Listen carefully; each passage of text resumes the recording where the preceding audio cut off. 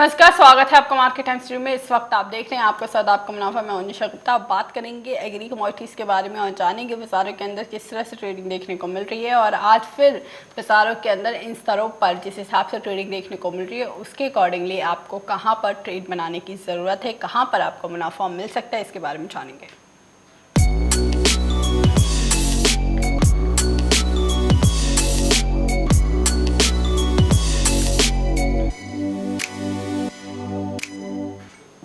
अगर आपके भी कोई भी कृषि से जुड़ी सवाल है तो आप उन सवालों का जवाब जान सकते हैं। इस शो के ज़रिए आपके सारे सवालों के जवाब देने की कोशिश करेंगे और लगातार आपको बताएंगे बाज़ारों के अंदर आज आप क्या करके चले। सबसे पहले यहाँ पर अगर हम बात करते हैं बाज़ारों के अंदर जिस हिसाब से ट्रेडिंग देखने को मिल रही है खाद्य तेलों की, क्योंकि बाज़ार यहाँ पर खाद्य तेलों का जो दिखाता हुआ नजर आया है पहले के मुकाबले। यहाँ पर सोयाबीन की अगर हम बात करते हैं एक करेक्शन देखने को मिली है। 4430 के हाई के बाद बाज़ार अब गिरते हुए नजर आए हैं।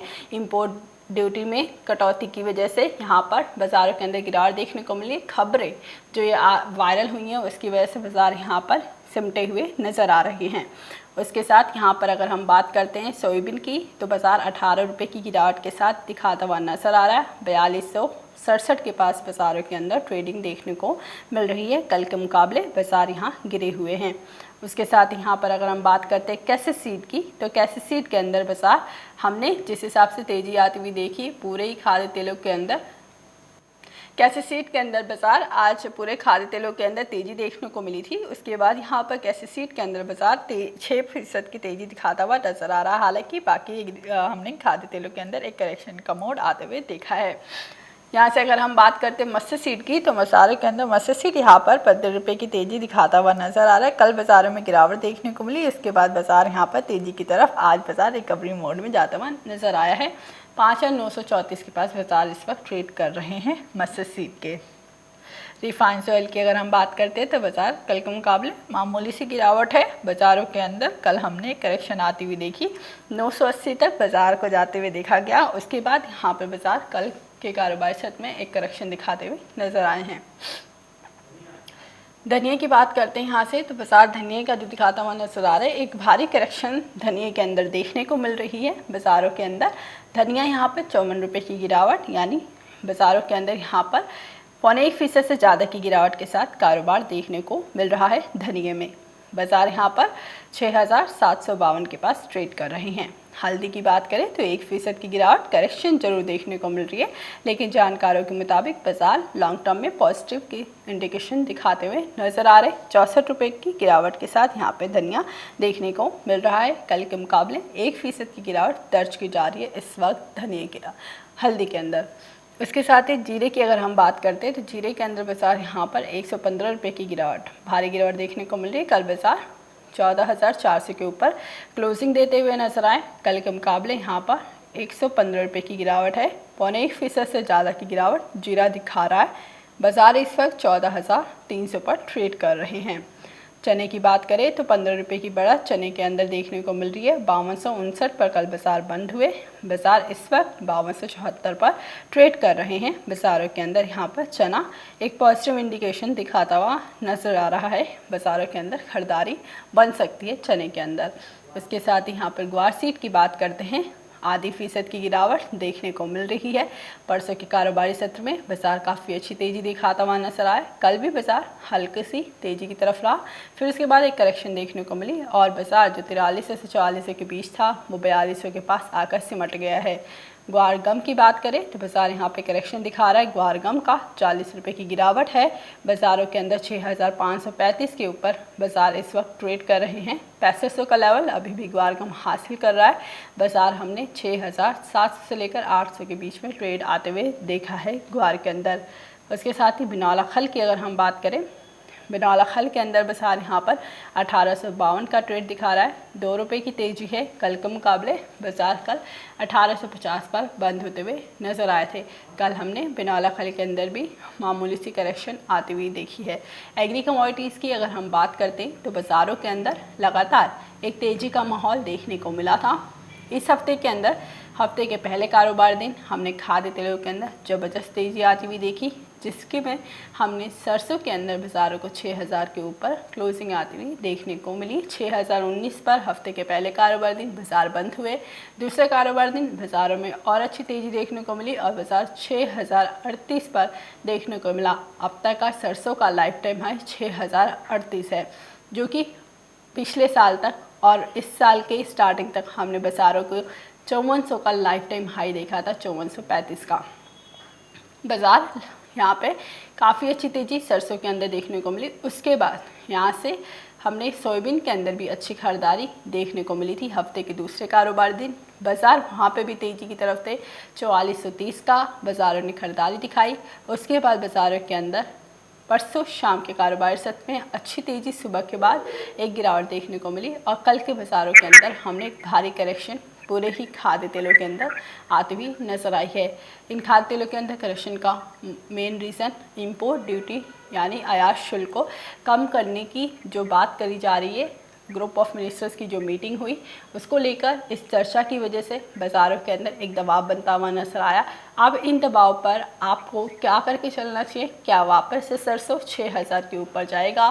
क्या यहाँ पर सोयाबीन 4400 के ऊपर देखने को मिल सकता है? और इसके साथ ही पूरे ही एग्री कमोडिटीज़ का काउंटर आज के कारोबारी सत्र के लिए कैसा रहेगा, ये सब जानने के लिए इस वक्त हमारे साथ जुड़े हुए मोतीलाल ओसवाल के असिस्टेंट वाइस प्रेसिडेंट अमित सचेजा जी। अमित जी, स्वागत है आपका मार्केट टाइम्स टीवी पर। नमस्कार अमित जी, सबसे पहले अगर हम खाद्य तेलों की ही बात करते हैं तो कुछ दर्शक भी हैं जो जानना चाहते हैं, और सरसों के अंदर, सरसों इस साल काफ़ी चर्चे में है, सरसों के अंदर आपको क्या लगता है? बाज़ारों के अंदर एक करेक्शन देखने को मिली, आज हल्का सा बाजार रिकवर होते हुए नजर आ रहे हैं। जी, मुझे लगता है कि 2000 के बीच में एक करेक्शन आई, लेकिन ऐसा नहीं है कि टॉप क्या है, मुझे लगता है कि बाजार में तो मेरे हिसाब से तब तक की बात करें तो 5850 आगे उसके खबर में आता है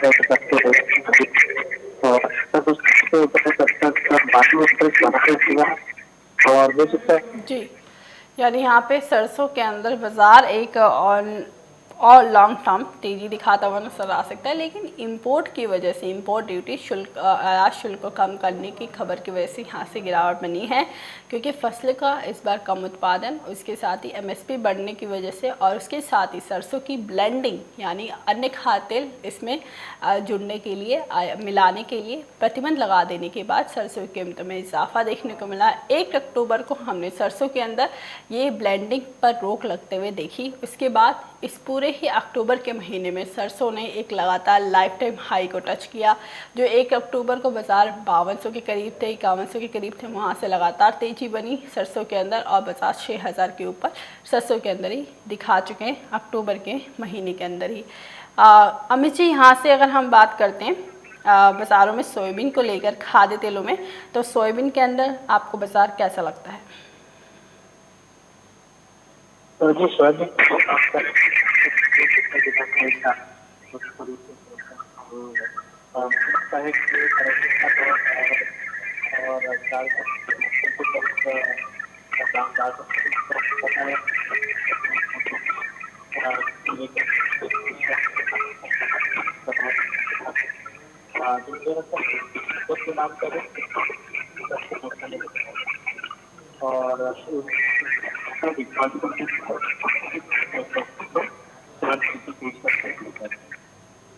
जी, इसके साथ ही यहाँ पर अगर हम बात करते हैं दालों को, तो दालों के अंदर आपको क्या लगता है यहाँ से अमित जी? ये हम देख रहे हैं कि चने में साइडवेज कारोबार हो रहा है। बाजार में आई है 500 के दाम 500 लगा सकते हैं, पर मुझे लगता है यहाँ पे एक खरीदारी का मौका मिल रहा है और तो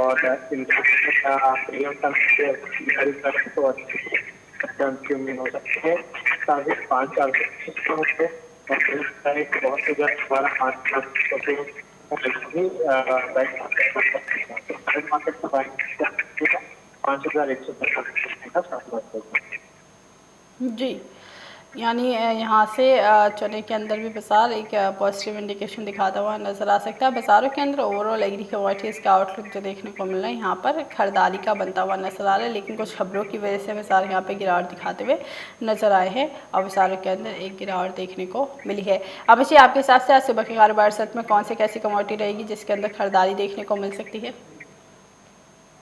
जैसे मैंने अभी पहले है तो होगा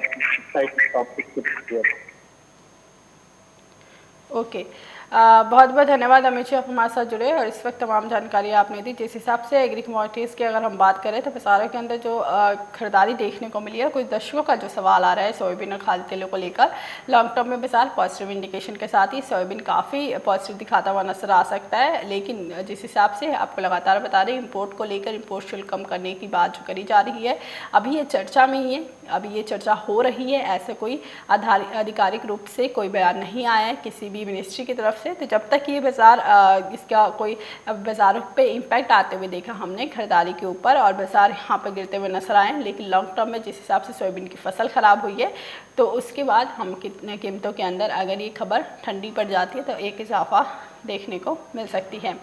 सोयाबीन आगे भी पॉजिटिव इंडिकेशन दिखाएगा। चने के अंदर अगर हम बात करते हैं तो यहाँ पर डिमांड बढ़ती हुई नजर आई है बेसन की तरफ से और ओवरऑल एग्री कमोडिटीज़ में चना पॉजिटिव दिखा रहा है। दालों की अगर हम ओवरऑल बात करते हैं तो उड़द के भाव की अगर हम बात करें तो सुरेश अग्रवाल जिन्होंने लगातार बताया दाल मिल एसोसिएशन के प्रेसिडेंट, उन्होंने दालों को लेकर अभी तुअर के आयात को लेकर जो लाइसेंस जारी हो चुके हैं जिसकी डेट 15 नवंबर की थी, अब वो 31 दिसंबर तक बढ़ चुकी है। तुअर के दालों के अंदर हमने एक खबर सोमवार को आई और हमने यहाँ पर बाज़ारों के अंदर मंगलवार के दिन ही एक भारी गिरावट आती हुई देखी। 300 से 500 रुपये यहाँ पर प्रति क्विंटल के हिसाब से बाजार गिरे। उसके साथ ही बाज़ारों के अंदर तुअर दाल के अंदर एक भाव में कमी देखने को मिली है, आमजन को यहाँ पर राहत पहुँची है। उसके साथ यहाँ पर उड़द को लेकर जो सवाल आ रहे हैं, उड़द के भाव के अंदर कुछ ज़्यादा नरमी की गुंजाइश नहीं है। हालांकि ओवरऑल दालों का असर यहाँ पर तुअर और उड़द के लिए भी स्टॉक आयात लाइसेंस जारी किए जा चुके हैं, लेकिन अभी तुअर का आयात होने में देरी है। इस वजह से तुअर के लिए बाज़ार काफ़ी गिरावट की तरफ नहीं जा रहे हैं, बाज़ारों के अंदर एक तेज़ी कायम रहेगी तुअर के अंदर। हालांकि ओवरऑल उड़द की जो हमने बाज़ारों को देखा है, तुअर की वजह से यहाँ पर उड़द के अंदर एक हल्की सी करेक्शन देखने को मिलेगी जो कि 2 से 4 रुपये की होगी, लेकिन बाज़ारों का दालों का आउटलुक पॉजिटिव दिखाता हुआ नज़र आ सकता है। तुअर के अंदर एक गिरावट जरूर बनेगी, लेकिन उड़द और मूंग के अंदर बाज़ार तेज़ी की तरफ ही रहेंगे। उसके साथ ही यहाँ पर अगर हम बात करते हैं बाज़ारों के अंदर कॉटन और मूंगफली की, तो कपास के अंदर पॉजिटिव इंडिकेशन है और उसके साथ ही मूंगफली के एक्सपोर्ट की डिमांड बढ़ रही है और एक्सपोर्ट डिमांड बढ़ने की वजह से मूंगफली की कीमतों के अंदर काफ़ी अच्छी तेज़ी देखने को मिल सकती है। बाज़ार तेज़ी की तरफ ही रहेंगे और मूंगफली के अंदर खरीदारी करके चल सकते हैं, एक्सपोर्ट डिमांड काफ़ी अच्छी है।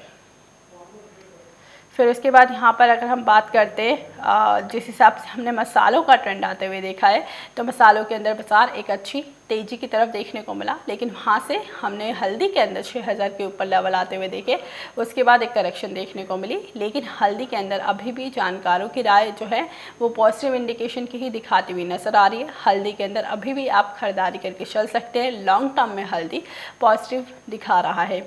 उसके साथ ही मसालों के अंदर अगर हम बाकी कमोडिटीज़ जीरे की बात करें, जीरे के अंदर भी ट्रेंड पॉजिटिव है। 14,400 का लेवल देखने को मिला हमें कल के बाज़ार ने क्लोजिंग भी 14,400 के ऊपर दी और उसके बाद आज बाज़ार 14,300 तक गए। हल्की सी करेक्शन जरूर बनी है, लेकिन बाज़ार तेज़ी की तरफ ही है, डिमांड देखने को मिल सकती है। मसालों के अंदर एक त्योहारी डिमांड का भी फ्लो यहाँ पर देखने को मिल रहा है, जिसकी वजह से कीमतों के अंदर तेज़ी बन सकती है।